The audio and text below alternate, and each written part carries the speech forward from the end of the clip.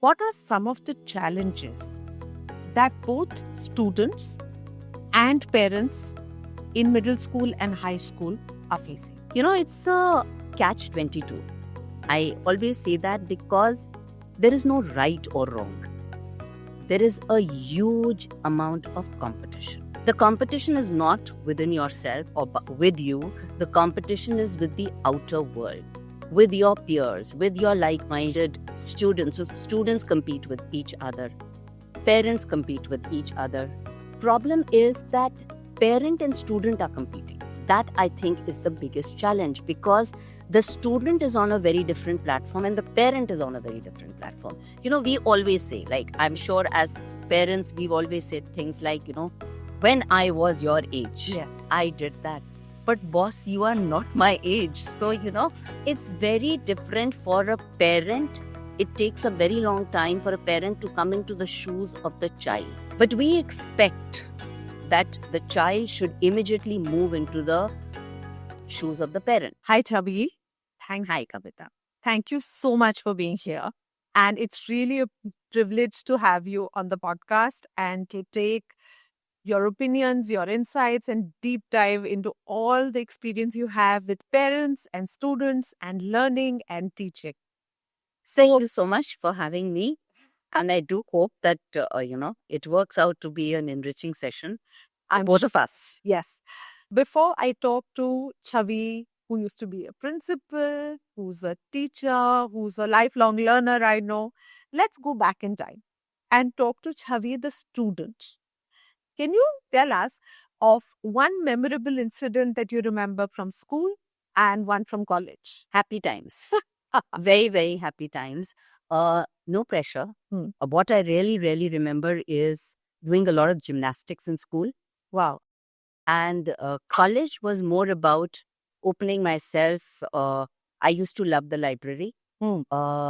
So I would say memories from childhood, memories from college, which have stayed with me always, is openness and non-judgmental attitude, atmosphere, and just happiness in the larger sphere of things.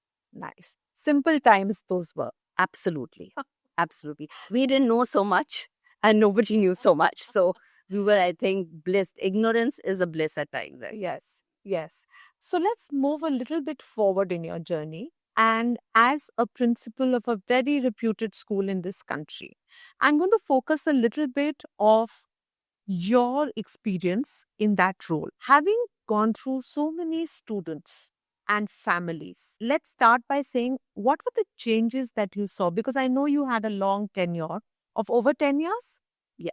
So what did you see change in that period of 10 years as you led that school? So, number one, I was a vice principal and I prefer to call myself the vice principal. Okay. So let's just say as an academic leader. Absolutely. The institute that I have worked with has never believed in any kind of a hierarchical system. So it was all about managing. And so, yes, academic management is far more suitable as a connotation that we can use. I would say that over the years, I saw a drastic change in the grain of the parent community. To the extent that there were parents earlier who were very involved physically, mentally, emotionally. Right. And I saw the change that parent today is involved monetarily. Because it's not a blame game, or it is not me sounding very, holier than thou, that everybody has to look after their children, etc. But I just feel that parenting has undergone a drastic change. However, I don't think parenting can be outsourced, because it is each one individual. There is a lot of appreciation, there is a lot of struggle, there is a lot of doing the pros and cons of what fits right for your child. Yes. So the change that I have seen in the entire grain is positive side is awareness. A lot more parents are aware of different kinds of children, Right. and they're aware, maybe even more accepting today of what their child is, can do, will be able to do. Right. The downside of it has been that parents have at times wanted to put out there the role of discipline and habit forming to an institution. That because you go to a school, it is the school's responsibility to discipline you. However, I believe that a child learns by experience. We all grew up by experience, and today I go back to what I saw and observed as a child is what I am today. Correct. So I think education begins at home. School is an extension of your home. School cannot be home. So that is the change that I notice a lot. Absolutely. You made a very important point, right? As you started the conversation, where children learn from absorbing and observing, even when it's not explicitly stated. Yeah. And a line I often use is, when I'm speaking to the younger years students and parents, is that successful parents cause unspoken pressures on their children. Nobody is telling the child that you must go out and you must achieve this and you must do this. But a simple fact that, the parents are being featured in newspapers and that is being discussed on a dining table over a meal as a sense of achievement puts this unspoken pressure on the child. And it's unknowing, but Yeah. we are all assimilating what we are being exposed to. Absolutely. Absolutely. So true. In fact, Kavita, I would say here that, parents keep blaming children for the child lives under peer pressure. I think successful lineage of parents lives under peer pressure. They are under peer pressure because when you move around in a particular circle, you are constantly looking at, okay, what is your child doing? What is my child doing? Am I doing right? Am I doing wrong? So, Chavi, tell me, in today's times, in your opinion, what are some of the challenges that both students and parents in middle school and high school are facing? It's a catch-22. Hmm. I always say that because there is no right or wrong. There is a huge amount of competition. Right. And the competition is not within yourself or with you. The competition is with the outer world, Yes. with your peers, with your like-minded students. So students compete with each other. Parents compete with each other. Problem is that parent and student are competing. That I think is the biggest challenge because the student is on a very different platform and the parent is on a very different platform. We always say, like, I'm sure as parents, we've always said things like, when I was your age, Yes. I did that. But boss, you are not my age. So, it's very different for a parent. It takes a very long time for a parent to come into the shoes of the child. Right. But we expect that the child should immediately move into the shoes of the parent. So I see two very large problems here. One is we are not consistent as parents in our expectation from a child. Should parents have expectations Exactly. from children? So a better word than expectation should be something else. I would say a flow of life. There is a flow of life that you are not expecting, but you have ingrained in your child, right? Now, as the child is growing up, till the child cannot question it, he or she is is the most awesome being on earth. And he or she is being trotted around and shown around and displayed around because he or she is exactly replicating your imagination. Right. Right? But the moment the child or the adolescent or the teenager has a swift change in his hormones and his thinking kicks in and he or she questions, then there is competition. Then there is war, literally. But my only 2 points in this whole analysis is that do we think before we say? Do we expect children to think before they say? So like you said, yes, should we even expect? I would say that it's very, very difficult. It's like, a complete transformation of the human mind, body, soul to bring an individual into the world and not have any expectations. It's asking too much. If you are there, then you've achieved nirvana, probably. But Yes. normal people Yes. would have some thoughts, some things. Yeah. But the challenge that I see both parents and children facing is that beyond a particular point, communication stops. Hmm. And when communication stops, I think hell breaks loose, because the child is on a different tangent and the parent is on a different tangent. They both might be equally correct, Correct. but they are not communicating. Correct. So I think the most important thing is to communicate. Hmm. There is no age for a hug, whatever be that age. And there is no age for anybody in any capacity to be condescending to anybody else. You could be the parent who was perfect. You could have been the teacher who was perfect. You could have been the most intelligent manager of a corporate who was perfect. But you do not have the right to have a condescending attitude towards anybody.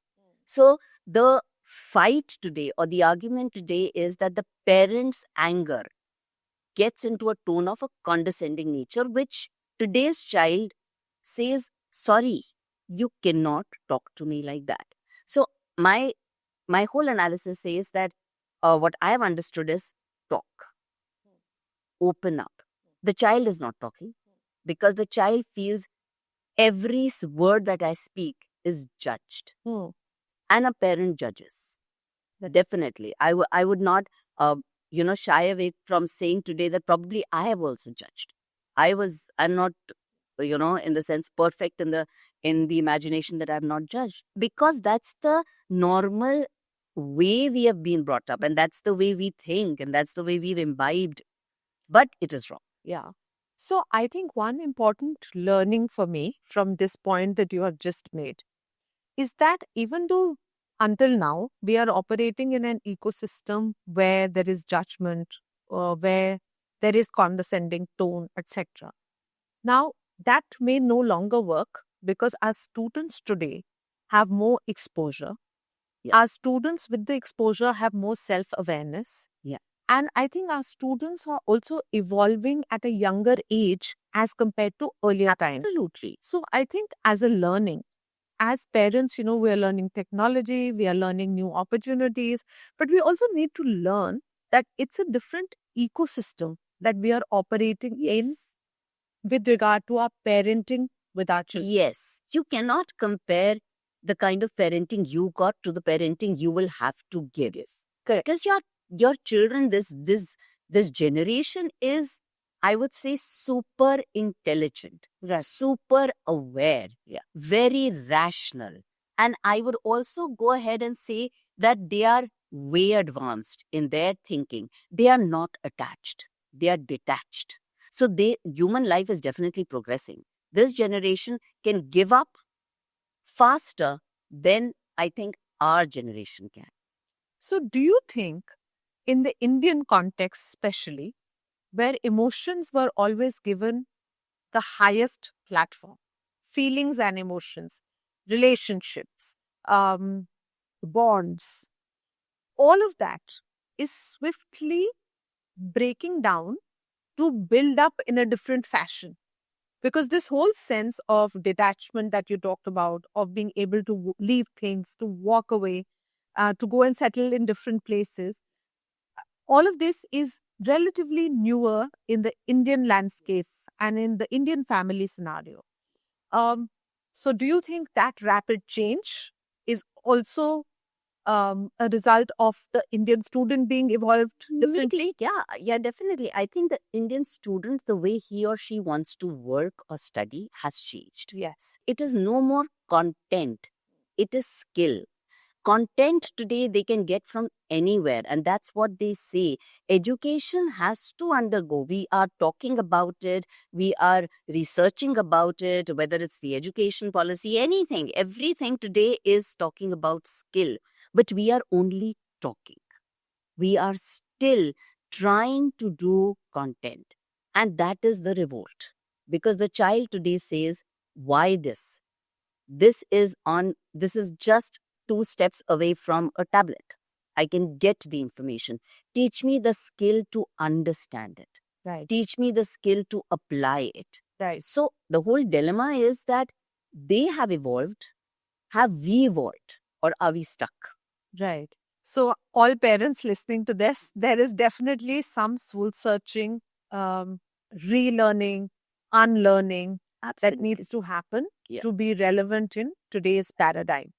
True, absolutely. Let's talk a bit about, in your years of experience, the traits that you saw in a successful, dynamic student parent relationship and the traits that you saw in a troublesome, breaking down parent student relationship as viewed through your eyes. So I think synergy very important in a family.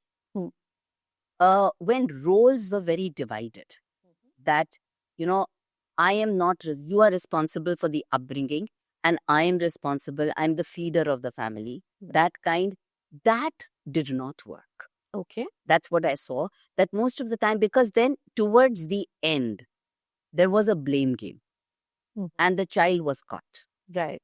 But if there was synergy, which was equally, we are both equally responsible because he or she is a part of both of us. So if there is good, it is from both of us. If there is something wrong, then it is from both of us.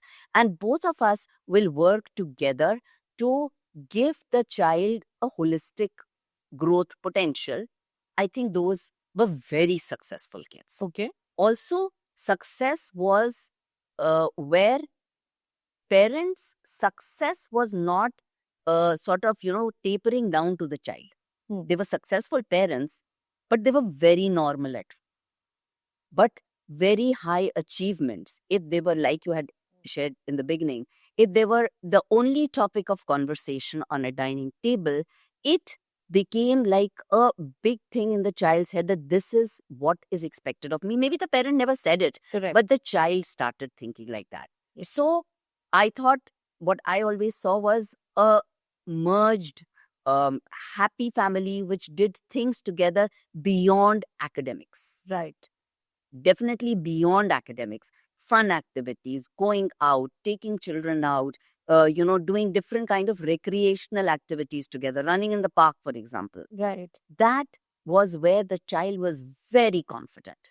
But where there was comparison, where there was a division that, this is not my job, this is your job, there probably the child did not get what they could have got. So again, very important as a takeaway that parenting is a partnership. It is not to be a blame game. Spend time with your children doing things rather than just pressurizing them on academics. As a family, do collective fun activities. Yes. So that all of you lead your barriers down and sort of enjoy and thrive with one another. Yeah, I think children need to see their parents as more normal people. People who can laugh, people who can cry, people who can fall down, people who are not successful, people who have failures, have had a bad day at work, get angry, but can get out of it. Is failure a bad word? Not at all. Not at all. I think, I don't associate failure or success as stepping stones or something that has an image in your head. It becomes very big when you keep talking about it. Right. But if you keep saying that I'm bettering myself rather than saying I have failed, so I have to reattempt. See, I'm on the next step to better myself. So there is no concept of failure. Who's putting these thoughts? We are. Right. Nothing like failing existed or nothing like passing existed. In fact, it's very interesting, and if parents are watching, they should not that he's absolutely correct on certain things, but I always say that hear a podcast by Ken Robinson, who says that creativity is the journey for every soul, and creativity is the journey of every child. And don't kill this creativity by putting a child in the domain of academics. Yes. Maybe it sounds very philosophical, and tomorrow people will come back and say, but my child needs to go to work and this is not going to help. All this is very nice in books and all. Even I used to say that all this is very nice in books and all. But if this becomes your way of life, you actually start becoming successful at what you're doing. And you definitely will be able to earn if that is what the ultimate aim is. You know, today's student schedules are so tightly packed that you request for a 30-minute meeting as part of the Head Start mentorship program that I run. And I'm often told, I don't have any time this week. Can we schedule it for 2 weeks later? And I think that's so sad. But it's true that we've overburdened this generation with so many things. Hmm. They don't have time to get bored. They don't have time to take a deep breath. They don't have time to sit back and just sort of mull over everything that they're exposed to. So I think it's something that all parents do need to think about. Which, you made a very interesting point, and I'd just like to add something here, that you said that today the child has no time to get bored. Yeah. But see what the generation is looking at: early retirement. Yes. They don't want to work after X amount of years because they say, that's it, we've done everything. Now I want to do what I want to do. Yeah. And that's when they want to get bored. Yeah. So on this point, we know that academics is tough. We know that admissions are very competitive. We know that futures need to be planned. What are some steps as a parent I can take to avoid burnout in my student's life? So I think the most important thing, and this is so that they don't want step. to early retire. Yes.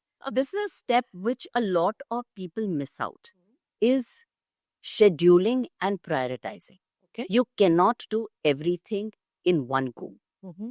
If there are 6 things that you have to do, there are 12 months in a year. Correct. Why do you want to do 3 together? Right. So space out. In your planning, put some time where you tell the child, this is your zone. Mm-hmm. Do what you want to do. Okay. Wherever you want the child to study, the opinion should not be only yours. It should be a collaborative effort. Don't push the child to just for the sake of a university or application. Move away if the child is not comfortable moving away. So start planning. Maybe not. I know of parents who start planning when the child is in grade 3 or 4 also. I would say let the child come to you and say, okay, I have reached grade 9. I want to plan something. Maybe I want to do something. So start having open conversations. Take your children to different parts to show how it will help them. Correct. Where is it that they want to go? So again, experience, exposure, travel, that makes a lot of difference. Do that as a foundation and then come to the academic rigor and come to choice of colleges or application, etc. First, build. Take time to build. Maybe that, you realize that in grade 9, 10, the child is saying that, this is not gelling. There is something amiss. Deep dive. Yes. Don't push the child away and say, he can't do it. He's useless. There could be something else. Correct. So planning, prioritizing, forming habits, and scheduling, I think, are 4 skills which are life skills. Right. Don't look at application to be a academic process. In my head, I have that a student from nursery till grade 12th has learned in his or her journey certain skills. The skill of moving out and going to university is an added skill. Correct. So job, profession comes only at post-grad. So when you are making your child apply, look at the skill set you are looking at. You're looking at independence. You're looking them to make them have an opinion. You are looking to them being able to take care of themselves. Correct. So skills, I would say that is most crucial. Right. But also, Chavi, what is happening is that the entry age to the workforce is no longer limited to post your college. Yeah. The startup ecosystem, for example, is an example where anyone at any age can sort of enter the Correct. economy. Correct. They need, like you're rightly saying, they need skill building, which is foundational, which allows them to succeed in this new world. Correct. Right? Correct. And what happens is that our academic system, like you said, the gaps in academia versus industry readiness Yes. is wide. Yes, is wide. I will just add here one thing that you said, that yes, the generation is moving towards startups. Yes. But we also need to understand that the value and the quality of the startup is, the success of the startup depends upon the ability and the applicability of maturity. Correct. So a degree, an academic degree, if it is taken just as a learning process, will never be your guiding force. Correct. But if it is a skill that you have imbibed, you will be successful. So if, for example, again, startups are great. Children start early, which is brilliant. The other thing that also is coming out in this whole analysis, in this whole process, is that they cannot work with anybody else. So another important life skill to teach our children is collaboration. Yes. Yes. So whether it's collaborating with your teachers in school, whether it's collaborating with your peers in school, whether it's collaborating with external mentors, Yes. external tutors. Yes. If you are entering the workforce early, you will need a team to be Yes. successful. So how to collaborate? How there? to collaborate? So I think collaboration is key life skill. skill. Yeah, it's a key life skill. And you will notice, if you see the trend, successful entrepreneurs are great collaborators. Yes. They are. Where did that collaboration come from? They probably took up entrepreneurship after they have been in the workforce for some time. So they have worked under people. Again, learning by seeing. Or within the school system or the family setup, Yes. you make these a part of what you are teaching your children. True. Even in early years. Yes. Yes. By work, again, together. Together. Together makes a lot of difference. Absolutely. Okay. Now, in your journey, you are working more hands-on with students yourself in their learning journeys and learning capacities. What do you see in your hands-on sort of teaching role now? What do you see is one thing that causes a student to thrive and one thing that holds them back to even being open to the learning experience? Regularity. Consistency. Because, and majority of the kids that I see today who reach out, and my first question to them most of the times when I do one-on-ones with them is, what is the problem? And they say, I don't know where to begin. right. So they don't know the starting points. And the starting points will continue to be missed if the regularity is broken. So it's not about the quantity, it is the quality. It is how well the child is comfortable in that zone to be wanting to come back again and again to imbibe more. Right. Willingly. Right. Then there is no going back. So that is one thing which really, really deep down hurts me when children come and say, but I don't think I'm meant for this. Yeah. I don't think academics is me. Right. So why is a child saying academics is me? Because academics has become this very big thing. Academics is just a way of life. It is not textbook. It is a skill of learning. Again, I keep saying that it is not content. Content is out and outdated. So let's stop talking about content. Let's start talking about how do I communicate. So if the child asks me that, okay, we are doing this chapter, what is the point? Right. I should be ready with that answer. Right. Why? I can't say, okay, no, this is a part of the scope of the syllabus. Let's study. Yeah. Open book to page 63 and look at paragraph 2 and underline. Yeah. Not at all. Not at all. And it's so unfair. So unfair. It's Yeah. unfair. So, I also feel something that is happening is social media and popular culture is making success seem very easy. Yes. Because all the stories of the hard work, the grit, the determination, the regularity, the discipline is not Not being spoken about. true. Right?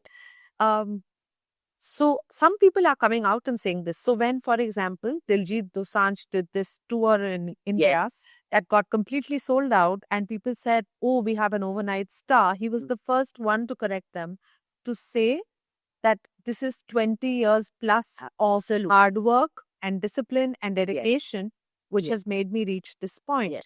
Similarly, when you look at all the top companies in sort of the workspace, uh, nobody's talking about the grit, the determination, the discipline. Yeah. So, like you said, for a learner, I think one important key takeaway for parents is consistency, Yes. regularity, and you said that the willingness to be open to learning. Yeah. You eat food every day. Right. Why? It's habit. Yeah. You have made your body want the food every day. So why can't you make your child want to learn every day? Why is it such a... Because we have put a very large connotation of number, of achievement associated with number. Who did it? None of us. But somewhere in the system it has built up. So, and that's where I feel children are not blossoming. They are not being what they want to be. And the other thing I want to, since it is something which parents need to see or hear or whatever, please do not make your child a dependent learner. Define a dependent learner. Dependent learner is moving from one class to another class, to a third class, to a fourth class, to put a tick, tick, tick, tick, all done. Yeah. That's my parent guilt. What will happen? Figure out why the child is not being able to sit down and study. So today's problem, Kavita, is not about being smart or understanding or not being able to learn, nothing like that. Today's problem is about attention. I can't do it.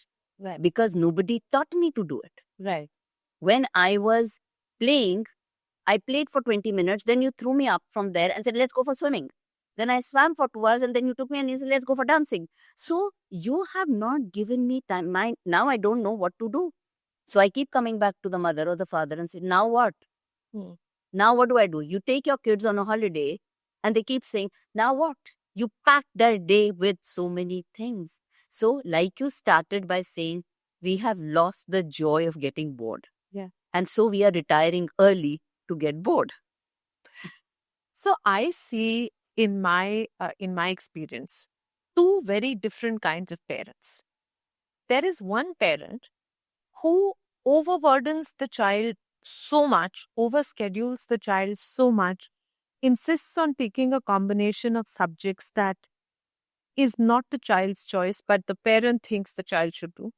And then there is the other extreme of the parenting style where they don't want an excessive workload for the child.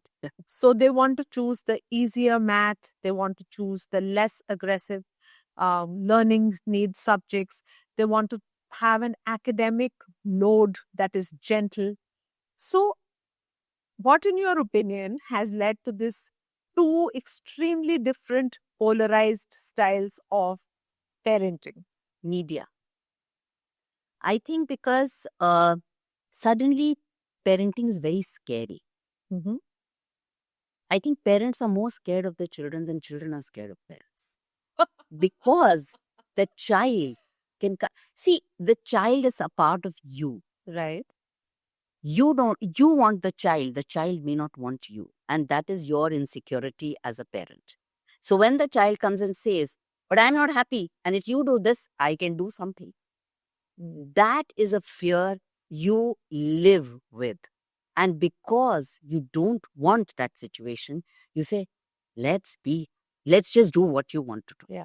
So, like I said, parenting is so tough. You have to choose. Sometimes there are parents who reach out and say, have I been the wrong parent? Because, I never pushed him to do something. I was okay with what he was doing. But were you by nature that way? Or did you make yourself that way because he stood there and said, you don't do this, I'll do this? There is so much of fear, the society, media, hype, what children do, what they can do.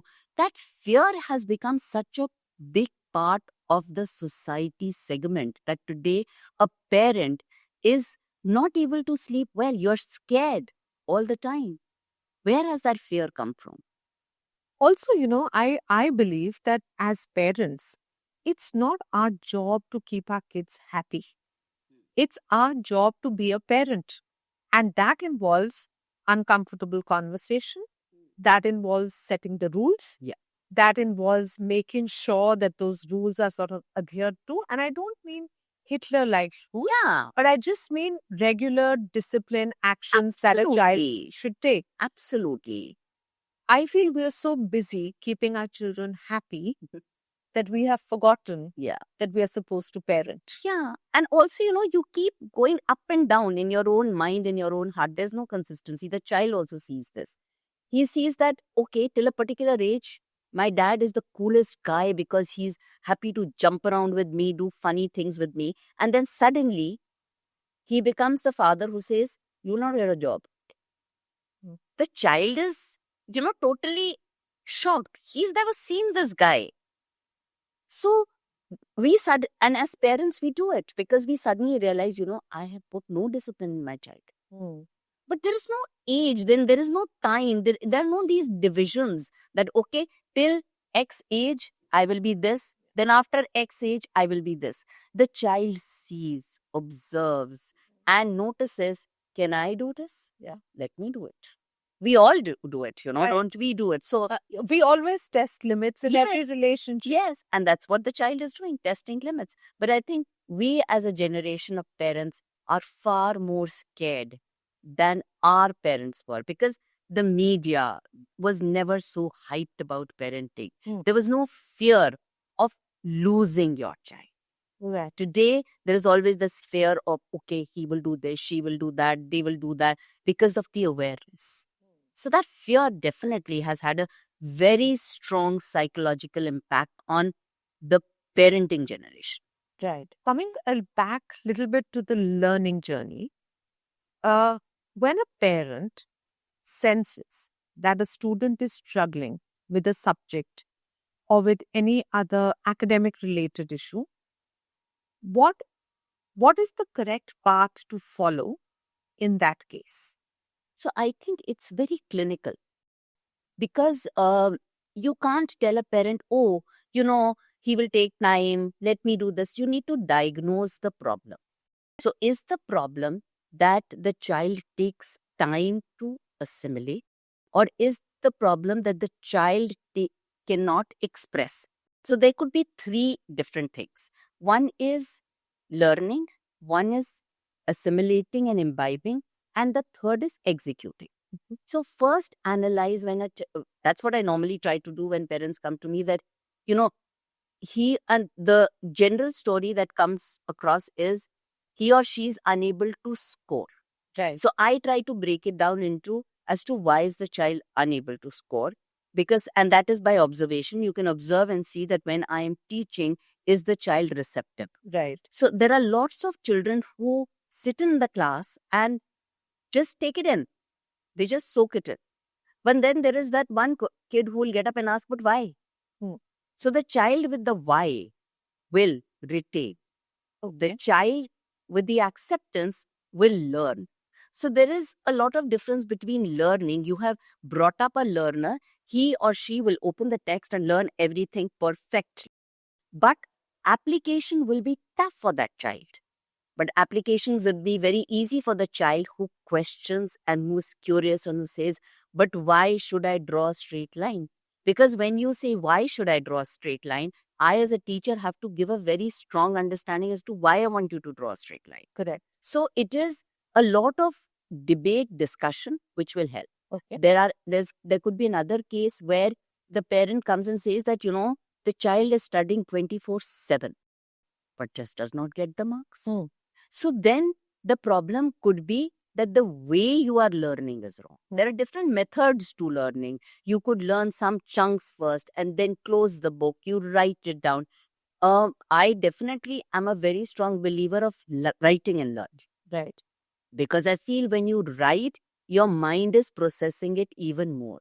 Some children are able to learn large chunks. Right. Some children require to learn different through mnemonics. So you have to identify a learning strategy. There are 4-5 categories which you can define, but all those kids are present in the class together. So when you are teaching, you have to teach the same thing 4 times in different ways. The best way to do this is that when you teach it 4 times, A, everybody recapitulates it.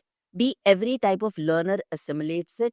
And I have seen that mostly they're able to crack it because they've found which one to connect to. Correct.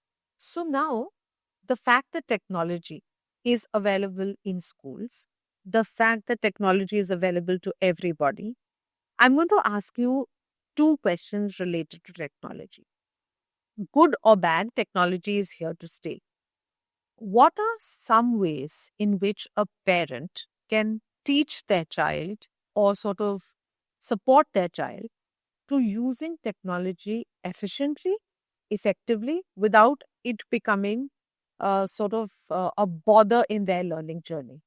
True, I agree when you said that technology is here to stay, but technology is aid. Technology is not academics.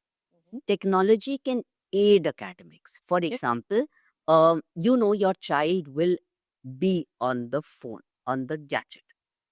Get him to enjoy the better learning modules on the gadget. Okay. Maybe if you can get him to read something interesting or get him acquainted to different podcasts.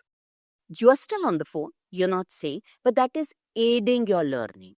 There are lots of places where you get bite-sized modules of learning. So I have finished a chapter. Okay, is there something on the net where I can quickly do a recap? That way, you are aiding technology. But teaching through only technology is still not something I think our brain is wired to. Because then it is very piecemeal, very small, very disoriented. The ability to the old school of writing, learning is still the main crux. Add technology to aid it. So definitely, like you said, that it's there to stay, it's there to stay. But if I am, for example, teaching somebody or something related to global politics, and I give them, okay, we finished class. Now let's quickly open the phones and go on to this link that I've shared, Right. which is the latest on what has happened in Russia or something. That A, contemporizes the topic. Correct. They realize the value of learning it. B, they also get their little time with their gadget. They understand the value of that learning and it stays with them. Right. So very simply, even in learning early years, you're doing a mathematical formulation. You've taught it. There are lots of places on the net where you can quickly download an app and say, okay, the next 5 minutes, let's do this. So you've closed it. So, what I'm hearing from you is using technology, but in a disciplined fashion, right? Yes. I also have an interesting take on this. When you look at it psychologically or clinically, every time that we are gamifying education content, which is, the popular way of sort of teaching that is being looked at. But I have a concern with this. Every time we are gamifying education and a student is doing a math problem and getting some reward there, unlocking the next level, etc., the student's mind is getting a dopamine hit. And if every time we are doing this, and it's a quick hit, it's a quick hit, it's a quick hit, our brains are getting so used to that continuous high that other things seem boring. True. And we are then not interested in doing anything else. And I was reading this very interesting article which spoke about the effect of a quick dopamine hit versus a long-term, gradually built up dopamine release in the brain.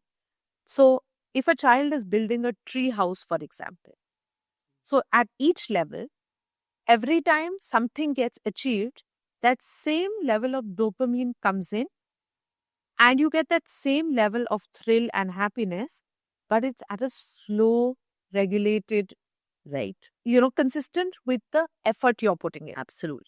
But what is happening now is when we are gamifying everything, every right answer is giving us a reward, every right answer is giving and it's in real time. So the effort required is very little. So I feel if parents were to understand this and if teachers and educators were to understand this, then they would be able to strike that balance that you spoke about True. of using technology, but Yeah. using it in a systematic format as an aid to knowledge. So I have a very different version on gamification. Mm. I think that it's very hyped. We've always gamified learning, in the sense that why gamification? What is gamification? Joy. You're trying to bring joy into academics. Again, you are trying to say that studies or academics is not fun. So let me gamify it. Let me have fun. So go back to old times. Something as simple as a stop. Okay. Math numbers. Yeah. 1, 2, 3, 4, 5. You jump together. You go. So what did it teach you? Coordination. Yes. You never forgot your numbers. Yeah. It was easy release of dopamine because the moment you went out, you won. So the gamification is very old. If you go to kite flight, there was a very scientific system of the kind of fabric you were using for flying the kite. What was the distance or the angle from which the reel had to be held? Right. So it was all gamification of mathematics. It was when you lay down in the night and did stargazing and tried to find a figure. That is what we were told. Look for a horse, look for a lion. What were you doing? It was gamification of academics. But it stayed with you because you rightly said the release of the dopamine was gradual. I still got a high if I completed the Stapu first. Correct. And I went back every day to do it because it was my high point. Right? When we cycled, we were gamifying. When we sang, we were gamifying. We learned numbers through songs, etc. Whatever. What was that? That was all gamification. The only difference today is that gamification is on a gadget vis-a-vis nature. Right. So it's becoming a more isolated experience. Yes. And when I gamified in nature, I collaborated and gamified. I still may not have won every time. Here, I'm winning every time because I'm playing only. Right. I am making my own rules that, okay, I will cross to the next level of the tree house, but it's only me crossing that tree house. To the extent I would just, add one more thing here, that this is making the virtual world so real. Yeah. That real world is boring. Absolutely boring because you cannot hear anything wrong, anything which does not aid your mind. A chat GPT, the chat GPT is your assistant. Imagine, which is so sad, is your friend. That means my real friend does not exist anymore. So I've gamified education to such an extent that it has become a tablet game. So now that you just mentioned chat GPT, I honestly feel that technology is going to be very beneficial. But I do think that parents and teachers need to evolve in their understanding, in their discipline, in their family dynamics on use of technology. How do parents deal with this whole issue of plagiarism, which is now becoming huge thanks to everything that is accessible? So what should parents do? There is no awareness, Kavita. It's so sad. But I have also learned, and honestly, one needs to learn about plagiarism. What is it? It's very different. There is a different terminology with respect to similarity, with respect to what exactly is plagiarism. Is it wrong? Is it ethical? Is it unethical? Today, everybody thinks it's plagiarized because it is coming from technology, right? Now, you can't, like you said, you can't do away with technology. ChatGPT is not bad. It is helping you structure your thought, but that's where its role stops. Don't make it your creative engine. Your creative engine is your human brain. So don't substitute ChatGPT for your creative brain, but use it to structure certain things. Hmm. Again, coming back to plagiarism, there is a lot of literature, there is a lot of awareness that needs to be done, and plagiarism begins at home. Hmm. When you say it's okay, it starts very simple. I'll give you simple analogies which we've been always plagiarizing. Get your friends copy from there. That's plagiarism. We never said anything like that. You stopped your mind working. Copy here, copy there. We never thought, oh, this is plagiarism. Right. We thought, oh, we are helping each other. Right. Right? So, Right. and that exactly is plagiarism. You are copying thoughts of somebody else. But yes, copying thoughts, understanding somebody else's thoughts, I still feel is okay. But when you publish that work as your own, Hmm. that is unethical. So I think maybe there is a need Yes. to educate Yes. parents, Parents, schools, students, yes. educators to understand how technology can be used in a mindful manner. Yes. Also, ethics of academic work is very important. Ethics of academic research is very important. What do you call your own? Can I say today that, a right angle is a 90 degrees angle is my derivation? No. Correct. It's just somebody else did it, but I'm using it. Using somebody else's knowledge, is that plagiarism?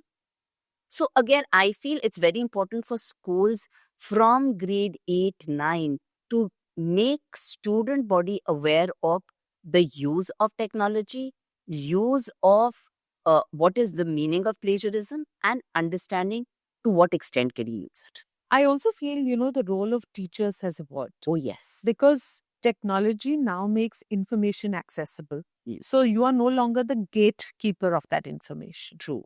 However, it's so important and critical today for educators, mentors, teachers, guides to also become that motivational coach and to be that, to now turn education into also skill building, like you said.